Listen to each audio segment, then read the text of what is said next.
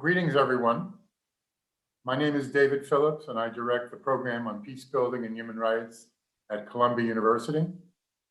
We're very pleased to have this Zoom conference today to talk about recent developments in Turkey, especially targeting of the HDP, pro-Kurdish party, how that portends for democracy in Turkey as a whole. And we all participate in this panel as persons who have been friends of Turkey over many years and are deeply concerned about the negative trends in Turkey under Erdogan's dictatorship. So we're looking forward to a dynamic discussion. Thank you all to our panelists and also to our guests who have joined. So on the 17th of March, a Turkish prosecutor filed a case with the Constitutional Court demanding the closure of the pro-Kurdish People's Democratic Party, the HDP. The HDP is accused of colluding with the terrorist PKK and affiliated groups and aiming to destroy and eliminate the indivisible integrity of the state. This action by the prosecutor occurs concurrent with other steps that have been taken, undermining the rule of law and targeting HDP members of parliament. We would have had Omar Faruk Ercioglu, prominent HDP legislator, participating, but he's been detained and charged with supporting a terrorist organization and terrorist propaganda. It seems as though the train is running off the rails and the US government is deeply concerned. In response to the possible dissolution of the HDP, the State Department issued a statement raising its concerns about, quote, further undermining democracy. These events should take no one by surprise. In fact, Kurdish legislators are the first to know when they're being targeted. In May of 2016, I had breakfast with Selahattin Demirtas, a co-chair of the HDP, at the Willard Hotel in Washington. And he was boarding a flight that day to go back to Turkey. And he told me that as soon as he steps foot on Turkish soil, he'll be arrested, and asked that we organize a campaign to lobby for his release. Selahattin knew what was coming, and he's still in jail on bogus charges of supporting the PKK. The pattern of targeting and closures dates back to the 1990s. The People's Labor Party, HEP, the first Kurdish issue-focused party, competed in the 1990 elections as part of the Social Democratic Party, and 21 HEP politicians were elected as deputies. When Leyla Zana attempted to take her parliamentary oath in Kurdish, she was stripped of her parliamentary status and remanded in custody, March 17, 1994. I recall visiting Leyla Zana at the maximum security prison in Ankara, speaking with her about her efforts to gain greater cultural and political rights for Kurds. In July of 1992, the Chief Public Prosecutor's Office filed a case demanding the closure of HEP for, quote, having the purpose of destroying the indivisible integrity of the state with its country and its nation. HEP members of parliament later joined DEP, which was also closed down, as was its successor, the Freedom and Democracy Party, HADEP. You can see there's a pattern to all of this. And the same language is used repeatedly, alleging that pro-Kurdish parties are colluding with the PKK, supporting terrorism, and working to undermine the indivisibility of the state. When OSDEP was closed, deputies joined the Democratic Party, DEP, which in turn was closed by the Constitutional Court on June 16, 1994. Its members joined HADEP, which was founded that year, you can see there's kind of a dizzying list of acronyms related to pro-Kurdish parties, all of whom have been targeted and ultimately banned.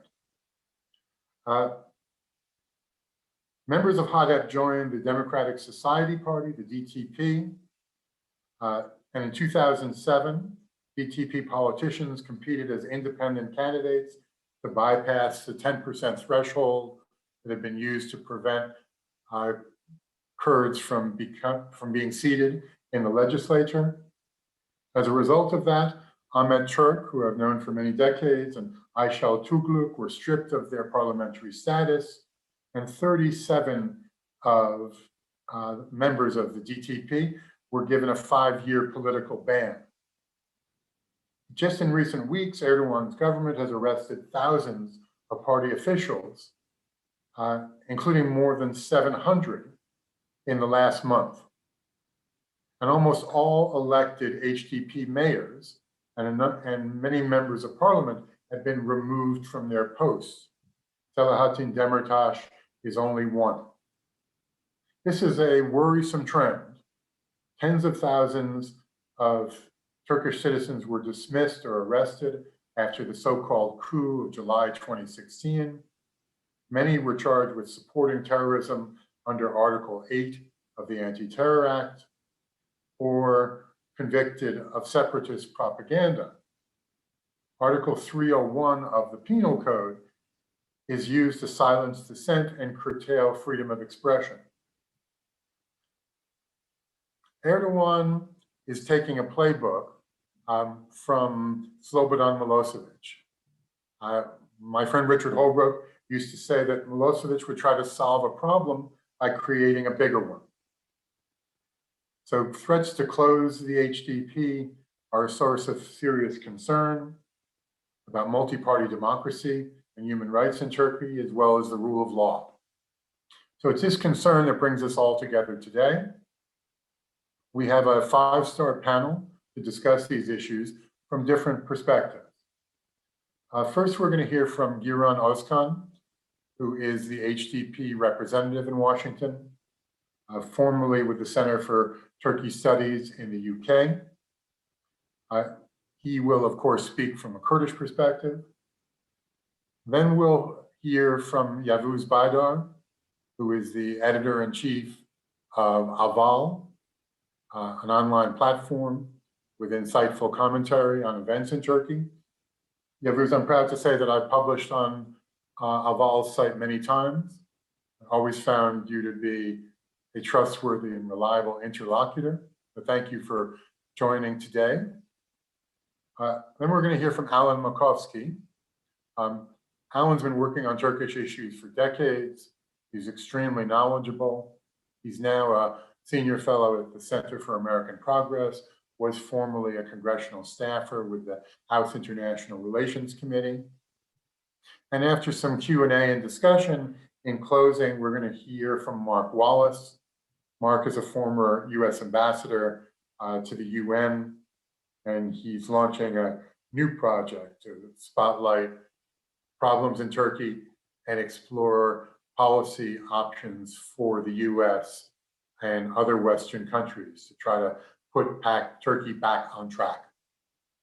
So thank you to our panelists. Thank you for our participants. Giran, the floor is now yours. Thank you very much, David, for giving me the opportunity to speak about some of the things that are going on right now. Thanks everyone for listening.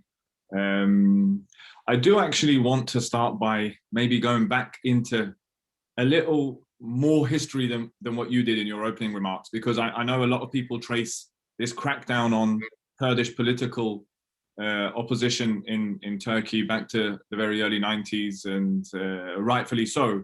But this actually does go back much further. And I do want to go back to the actual creation of the Turkish state. After the War of Independence, even in the first parliament in 1924, 1925, after the Sheikh Said rebellion, the Turkish parliament passed laws that were specifically designed to combat the uprising in the Kurdish towns in the east of Turkey, but which were straight away used, even at that very early stage, in the very early years of the Turkish Republic, were used to quash what nominal opposition there was in Turkish parliament all the way back in 1924-25.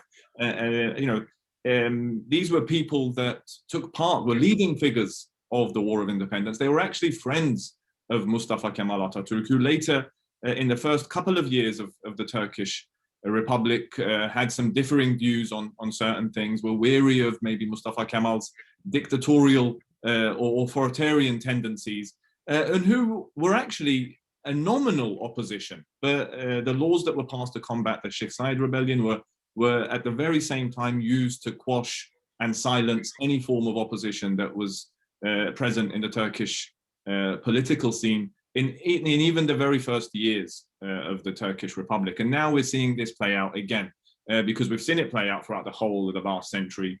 The Kurds are on the front line of any authoritarian downturn, or they're the first line of defense for democracy in Turkey, actually. And we're seeing this play out again right now. And so with this crackdown on the HDP, being devised around a relationship with the PKK, is again very reminiscent of the exact example that I just gave of the Sheikh Zayed rebellion. Now, in the current time, though, when we're talking about multi-party politics in Turkey, we have to firstly say that the political party system, the multi-party system, parliament in itself, has been sterilized in Turkey. So before this crackdown on the HDP as a political party, there was a significant crackdown on the very platform that these political parties primarily operate in, and that's Turkish parliament. Now, when was the last time someone heard a significant law being passed or a significant resolution being passed in Turkish parliament? It just doesn't have to happen anymore with the current presidential system. So I think what we need to do is put this question of this oppression and suppression of Kurdish political articulation in Turkey together with the Turkish state's DNA from its outset, the Turkish state's form of organization, the way it built its nation. These are two things that are interconnected and are inseparable right now, actually, to the point where and you said the HDP's affiliation or relationship with the PKK is what this is all about. And I do have one or two things to say about that, and I think maybe some of our listeners will find this to be provocative, and I actually intend on it being provocative because the way we talk about this issue, the narrative, the discussion points are ones that have been recycled and continued for the last 30-35 years and have never actually been able to prevent from Kurdish political parties being closed down. So I do think that there needs to be a different approach. And so, we had, if I just give an example before I lead into the provocative sentence that I'm going to say, is that we had, for example, a former HDP member of parliament in Turkey who was on a Turkish mainstream channel, CNN Turk, which is a sister channel to the CNN we have here in the US. He was on a live program in which he was asked, as a former HDP member of parliament who has certain criticisms to the HDP, who separated his ways, who now is more of an independent figure, was asked what he thought the Kurdish issue was.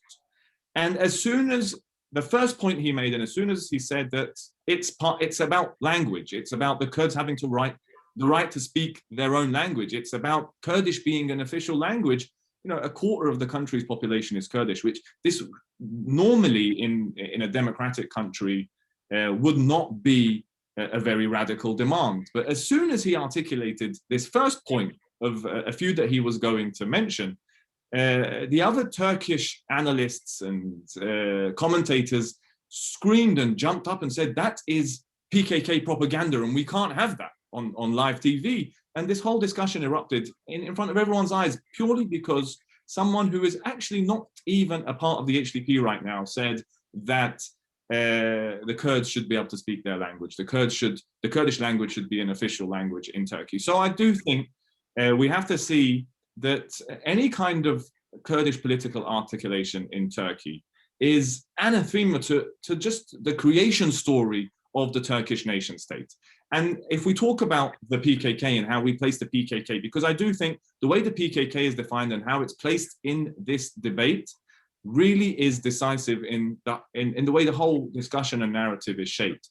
And that's why, you know, with the PKK stated objectives right now, one can really make the argument with all this suppression and oppression of not just the Kurds anymore in Turkey, but of all dissident opposition forces. The PKK stated objectives are essentially taking up arms against the Turkish state in defense of democracy. Now, I know that the PKK is still defined as a Kurdish separatist organization, but for almost 2 decades now, its stated objectives have been wildly different. They've been more to do with decentralization in Turkey, empowering minorities, whether they are ethnic or faith minorities. Decentralizing and democratizing Turkey has been their primary stated objective. And so when we do talk about this relationship, we have to differentiate in this approach. Firstly, can we as, and if I say this on behalf of the Kurds, can we as the Kurdish people demand for Kurdish cultural rights, demand to speak our own language everywhere, demand to have more autonomous administrative rights in the regions that we live? Are we able to articulate these demands in a political and democratic platform in Turkey? And I think the answer to this question needs to be very intricately analyzed before we talk about you know, the multi-party system crumbling in Turkey. And you know, essentially that multi-party system has turned into a multi-faction system in which control of the state is no longer contested in elections, but contested amongst factions in the bureaucracy. And so I do think that we as the HDP and the umbrella, the components that we bring together under the HDP are essentially fighting for Turkey to transcend its 100-year dogmas, its century-old dogmas, and to see if we can actually get a Republic of Turkey that transcends its illiberal and authoritative characteristics that are essentially inscribed in its DNA from the outset. Thank you, Giran. I remember my first trip to Diyarbakir with Doer Gil. There was a big banner across the main street. It was, "Everyone is happy to be a Turk." This homogenization of culture, denial of cultural rights, crackdown on political participation is something that we've seen for decades. Some people talk about restoring democracy in Turkey. We should recall that even as a secular democratic state, Turkey was never a real democracy. It always targeted the Kurds. Now that power is centralized with Erdogan, that crackdown and targeting of parties like yours, the HDP, is more intense. But there is no turning the page and looking over our shoulder. We have to move forward. If Turkey is going to restore its standing as a good standing in the international community, it's going to have to deal with political participation. So thank you for your good work in Washington and for your words today. Yavuz, turn to you now. Yavuz, you need to turn your microphone on. Excuse me. Thank you, David. Giran took us through the modern Turkish Republic history. I won't go. I think it is important to be reminded of what really happened since the collapse of the peace process. But how did that begin? I think when we look at this cycle, we easily understand the mindset that the state actors led by Erdogan and Bahçeli now take this into a sort of a vicious cycle again, maybe a downward spiral. Actually, the peace process did not die in the summer of 2015. It was decided to be killed during the National Security Council meeting in the October 30, 2015, which is the key date. This was the longest ever held meeting in the National Security Council, exceeding even that of 28th of February, the famous 1990s meeting targeting Erbakan and Chiller. This one was about how to deal with the growing presence of the Kurdish identity in Syria. And we know what happened in Kobane, which was famously indicted now by the prosecutor, 6-8 October events in Kobane, which led to this long meeting. And that meeting ended with what the Kurdish sources call as the declaration of war and ending of the process. And from then on, it was one sign after the other. Although we, observing this reality, this story, had not really realized where it was leading us. We thought the picture taken in Dolmabahce office of Erdogan, the spring after 2015, meant still something for the continuity of the peace process. Meanwhile, the charismatic leader, Demirtas, was busy during the election campaign and being quote unquote allowed into the so-called mainstream television channels. And he was, I think, quite important as leadership figure to raise the popularity, the voter popularity rates of the HDP from the routine, regular 10% to 13%. So the key date, another key date following the National Security Council meeting as a counter dynamic was, of course, the entry of 80 HDP deputies into parliament. And that was historic.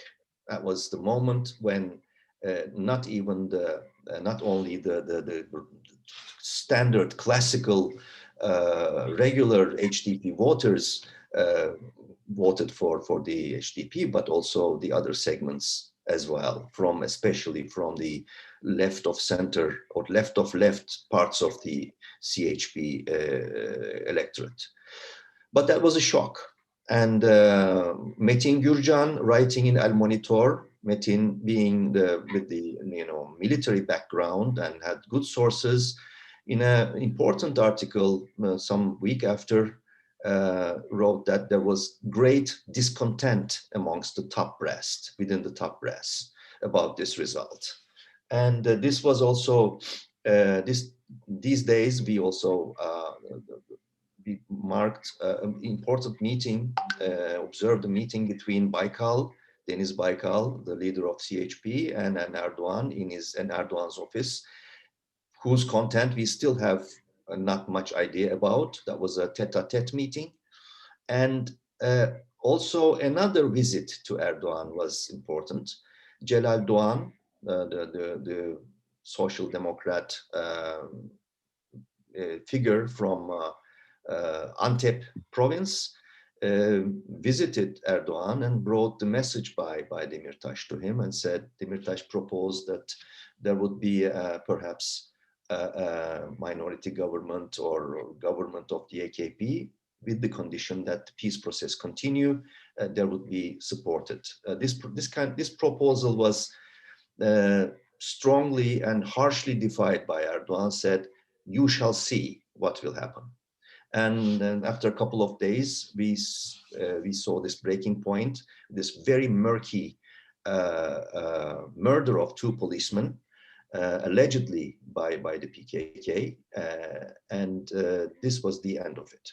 But again, as I wrote this in an article, I can repeat it here again, we had a meeting with Kemal Kılıçdaroğlu maybe a year after or so, in 2016, before the coup attempt, assembling a group of journalists, Kılıçdaroğlu openly told us, abruptly, all of a sudden, out of the blue, said that, look, people, we know that this murder is very murky, and we know that from sources of the state that this was not the PKK behind it. We were really surprised to hear this, and he repeated that during that meeting. I think maybe 20, 25 colleagues and NGO representatives were in that meeting. So this is, from then on, as many of you remember, what happened was basically a horror story. Summer of 2015 was filled with violence, ending in neatly engineered election of November 1st, and November 1st elections ending with a victory for Erdogan, and then giving all the signals for what was to follow. This was, I think, a sort of a, it would not be exaggeration to say, dress rehearsal for further horror to come, which was the July 15 coup attempt. So overall, I think we see Rojava, as analyzed by many other people, as the one of the main reasons behind the back to the square type of pattern in Turkish state actors, components dealing with the Kurdish issue. So I think what can be said of now, as we follow, we know that, as we follow the story, we know that now I think 15 seats are empty. I think HDP has 54 seats now, having lost 15 of them. More than 65 municipalities won by HDP have now government trustees. And all the patterns, we don't need to go into details of each and every one of them, but all the patterns which we followed on daily basis ever since then, particularly accelerating during the state of emergency period, was telling us that two probably strategic objectives are on the horizon. Basically continued and determined breaking the backbone of the Kurdish political movement on central and local level in Turkey.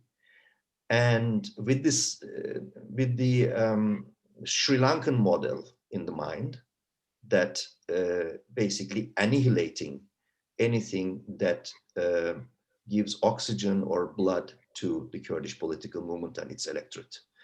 That seems to be the first objective of target. Hope which state actors, which Kurdish academician based in Paris, Professor Hamid Bozarslan, calls a current structure as cartel state, with many components united in Turkish Islamic synthesis, which they see as the solution, sort of a final solution type of solution, if not a sustainable conflict. That is the second, if not successful, Turkish state actors in their memory and experience have realized that Kurdish issue can remain as a sustainable conflict as long as the international and domestic conjuncture allow it. International conjuncture allows it, as we know it. Maybe the other speakers can go into this, but also domestic conjuncture allows it, because the entire political class, excluding the HDP, currently seem to have been united around a nationalist narrative, a nationalist stand, as acting as tight or loose components of what Bozarslan calls the cartel state structure. And at best, the main opposition, CHP, and I will end there, is in a very intimidated manner, try to keep contacts behind closed doors with the HDP, but it is an issue, I think, that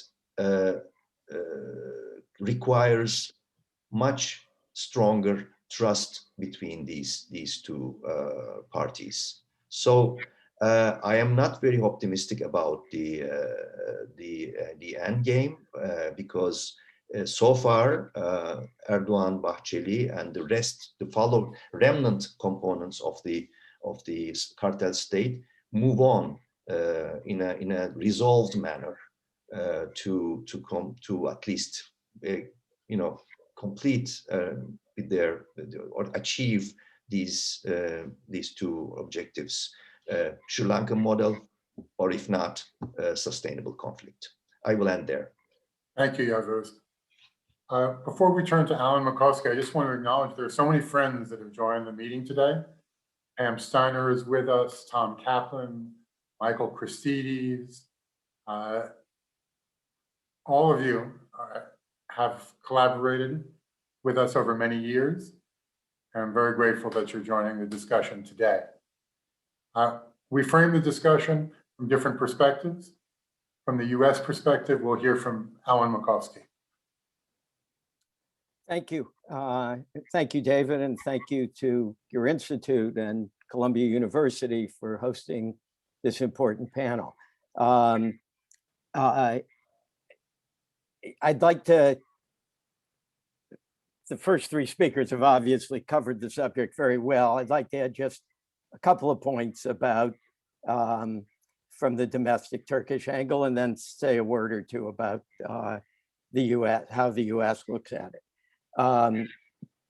Excuse me. So the title is The Death of Multi-Party Politics. And I just want to say, I don't think it's really the death of multi-party politics in Turkey, but it's certainly a tightening of the noose. Multi-party politics existed before HDP, and at times Kurds even found their way without much breathing space into the parliament as independents or as members of other parties. Not just Kurds, but those who defended Kurdish rights, but parliament never gave them much opportunity to actually defend those rights. But it would mean, the closure of HDP would mean the disenfranchisement of 6 million people who voted for HDP and voted for a liberal democratic Turkey. It would be the 7th time a pro-Kurdish rights party has been closed in Turkey.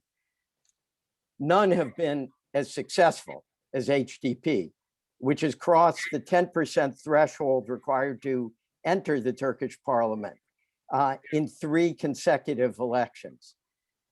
And it was also crucial, that is HDP, was crucial to the coalition, and HDP was only an informal part of the coalition because of the insistence of the other 2 parties.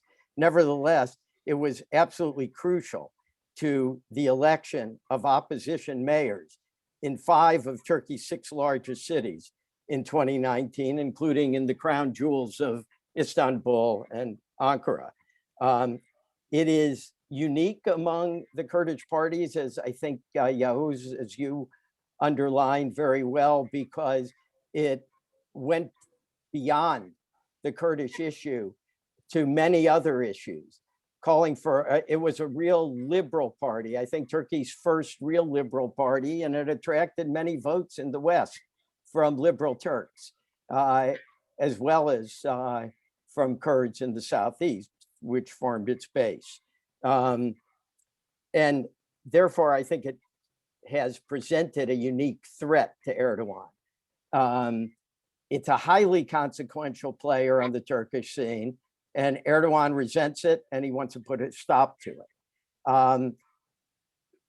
Why Erdogan's resentment? Look, I think to be fair to Mr. Erdogan, Yavuz went into the peace process a bit. Erdogan, in the early terms of his government, was probably the most liberal towards the Kurds of anybody, of any government that Turkey has ever had.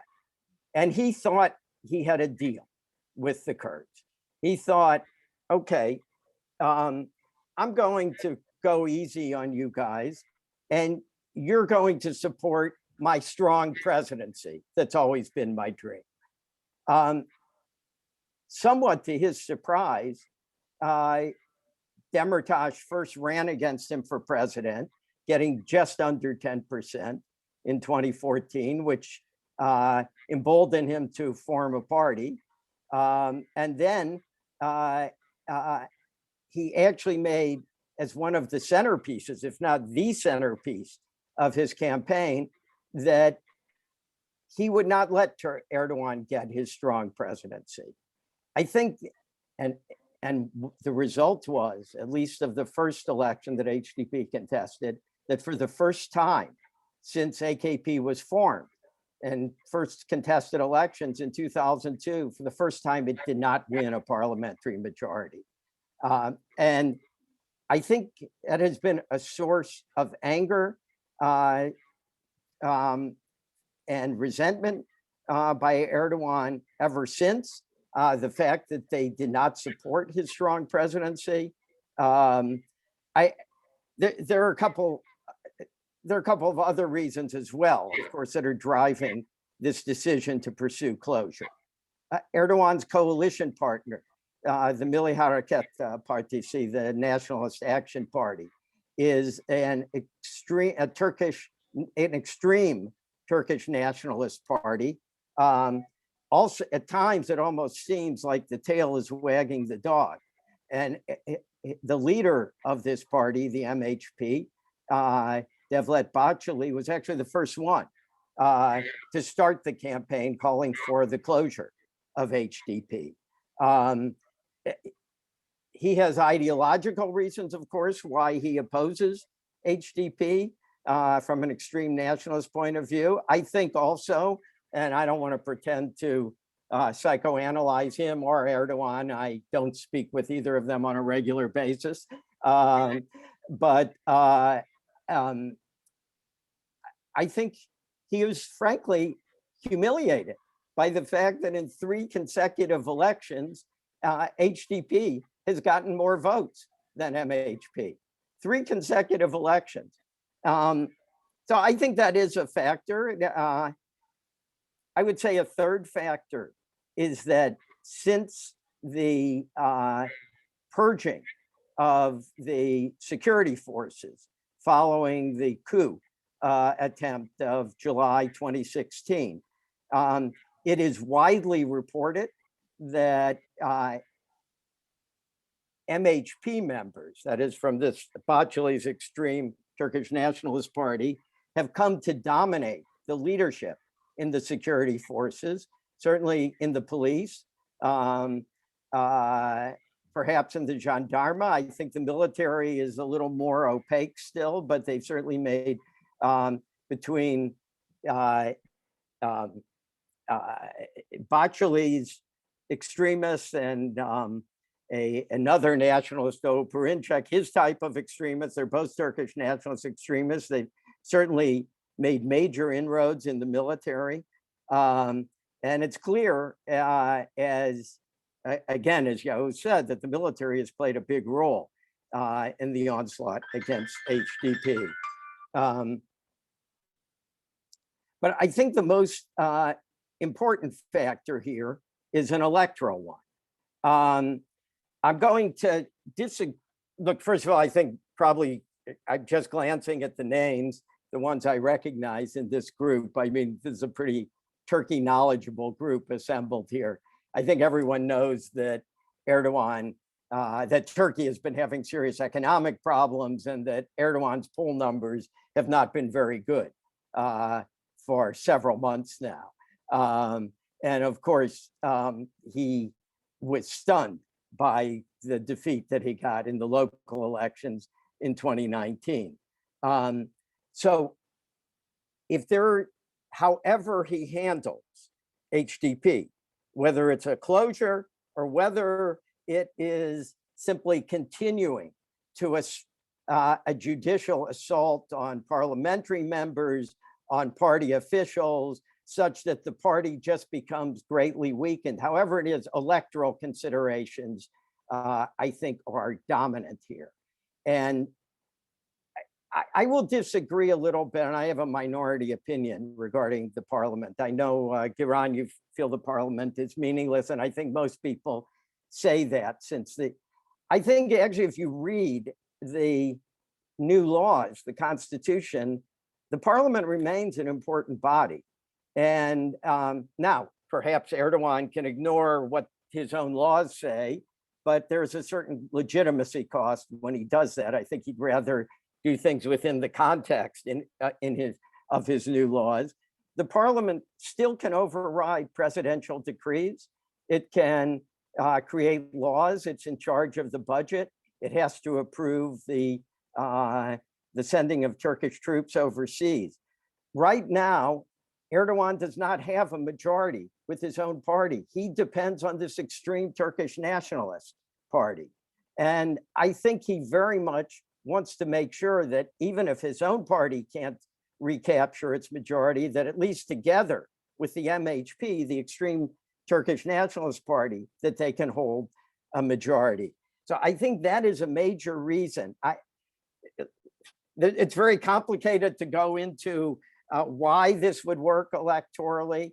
I'll just add maybe one last point on domestic politics, and then I find it incredibly ironic that Erdogan, who comes from a tradition of religious parties that were frequently closed down, and whose own party was indicted for closure in 2008 while they were in power and came within one vote. The vote is taken on the Constitutional Court, the Supreme Court of Turkey, came within one vote of being closed down, and who pledged that, party closures will not happen again in Turkey, that he is the one now pushing closure. And I noticed in the latest poll taken by Metropol, which is a respected polling agency in Turkey, 66% of people who voted for AKP favor closure in general, and specifically 77%, 3/4 favor closure of HDP. By the way, the Turkish public as a whole, it's much closer, 47 to 44. So look, I just, as the lone representative, no, I take that back. David was also in the US government, but maybe the one who's been in it most recently. Let me just say, I think the Biden administration has been refreshing compared certainly with its predecessor in talking about human rights issues. It has condemned the treatment of Faruk Gergerlioglu. It has called for not closing the HDP, and it warned about, it didn't warn what would happen. I take that back. It has condemned the prospect that it would be closed. So what would it do if it were closed? And here I can't be very upbeat, I'm afraid. You trying to tell me to stop? David, I see you saying something to me, but you're on mute. Can you conclude soon? Yeah, I can. I'll just say that, look, I think that the US-Turkish relationship has always been heavily based on geostrategy, what one Turkish prime minister once called location, location, location. Human rights is now more important, but the geostrategy, I think, still dominates. I suspect that the response is likely to be rhetorical only, strongly rhetorical, congressional resolutions perhaps, but I don't see sanctions coming as a result of it. We can go into that in more detail during Q&A. I apologize for going on so long. That's okay. Thank you, Alan. Let's have quick questions to the panel before we turn to Mark for commentary and conclusion. Giran, the July 2017 election results demonstrated that the HDP was able to broaden its base of support and gain votes from progressives and other pro-Western factions in Turkey. Has that trend continued? Where does it stand today? That's a very good question, actually. Now, I don't necessarily have the figures of how much that trend has continued, but what we can see is that it hasn't diminished completely. And I'd say yes, firstly, to that. But so the significant crackdown that occurred after 2015, and then all the clashes that went on, the military operations, especially the clashes in the Kurdish cities in the east, really did create an altogether different atmosphere in Turkey. And it would be a lie to say that that didn't have an impact on the HDP's messaging and the way it could operate in both the Kurdish regions, but in the west of Turkey as well. And, you know, I mean, this is, you know, the first play out of the book, especially in Turkey, when, or, you know, the government needed more legitimacy, when the government needed to consolidate the base, it reverted to really provoking a nationalist reaction in Turkey, making it a complete and utter us and them fight. It's, you know, us Turks against the rest. And that's how we entered into the elections since. So it's definitely had an impact, but especially looking at polling that's coming out right now, the HDP is still way above their national threshold, which is 10%.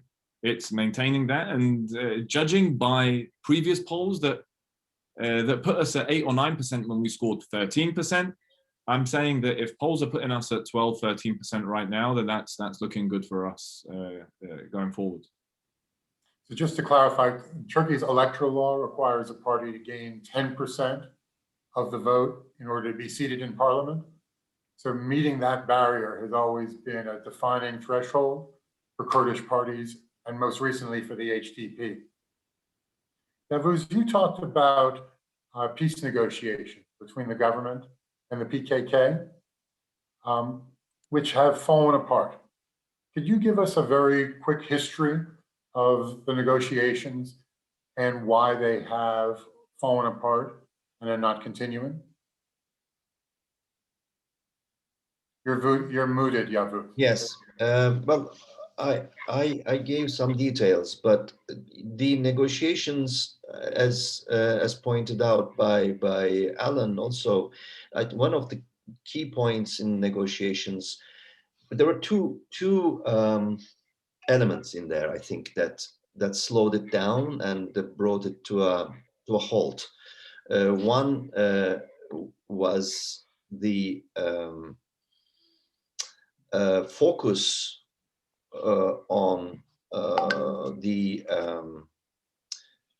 situation of conditions of Abdullah Öcalan and release of Öcalan, or removal of Öcalan from the island to a safe house, or sort of a, you know, a Mandela type of solution, which was a no-go situation for the Ankara government. That was, I think, tactical, perhaps, error of the Kurdish political movement negotiators at that moment. But that demand, of course, on the other hand, was understandable because of the symbolism and the weight of Öcalan for the Kurdish political movement as a whole. But in terms of conflict resolution, I think the Kurdish side did not define its position, its final position, very well, as it seems. And the second one was what Alan mentioned. The other side condition was the full-scale support of the Kurdish political movement to have Erdogan elected as president, which Demirtas vocally, very clearly articulated as a no. We won't have you elected as president. Other than that, there was not really much progress in the negotiations because of these issues dominating. These issues of focused on personalities dominated the agenda. That's the, I think, that's the one. Those are the two factors that to a great deal define the outcome of the negotiations. The negotiations were broken off when a tape of the meeting was leaked to the press. And on the tape, we heard a heavily accented British voice who was acting as a mediator. Can you explain a little bit more what happened? And was the mediator Jonathan Powell, Tony Blair's former chief of staff? Yavuz? You're asking me. I think I don't have these details. I think there were a couple of books written about this, but it was clear that the Brits were behind in the background of these negotiations, and Norwegians as well. And these tapes were most probably leaked by the Gülen movement affiliates in order to add more salt to the wound, if you will. I'm glad you mentioned Norway's role. The whole process was very closely held. Colombia was receiving support from Norway for its work on civil society development, and I learned about the negotiations through the media like everybody else. Let's turn back to Alan. Alan, I'm interested in your statement about sanctions.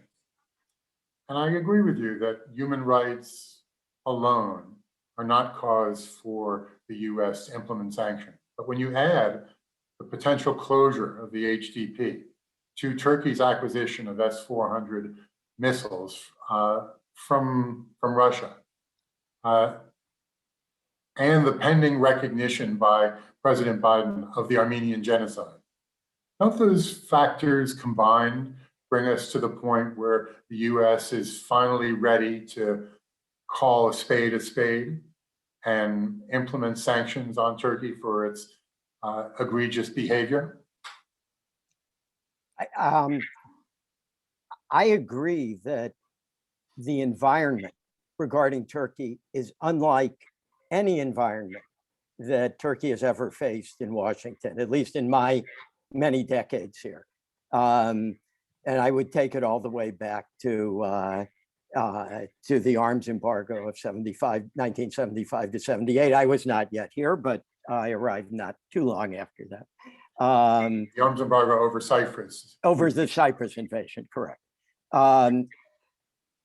Turkey has no real friends left in Washington. There's no real defenders of Turkey, except, I would say, still in the Pentagon, there are a lot of people who look at Turkey as being an important strategic partner.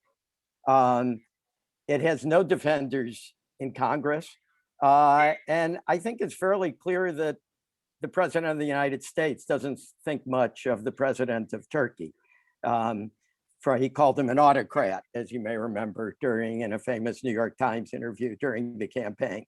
But when I look at the landscape, and I've talked to some of my friends who are in government about this, one of our main tools on human rights is the Global Magnitsky Act.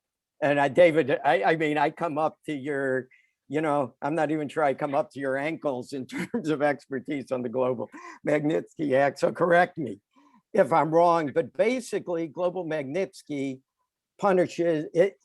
allows for sanctions on two things: corruption, which is a separate area, and excessive human rights abuse, such as torture and other excessive means of inflicting punishment. It doesn't seem to me that banning a party rises to the level. So it seems to me we don't quite have the tools.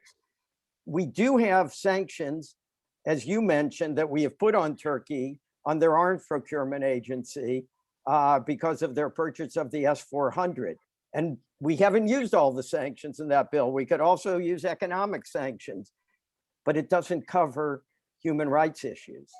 Now, I've talked to friends in Congress. I don't know what will happen. And look, I think Biden personally does care about human rights.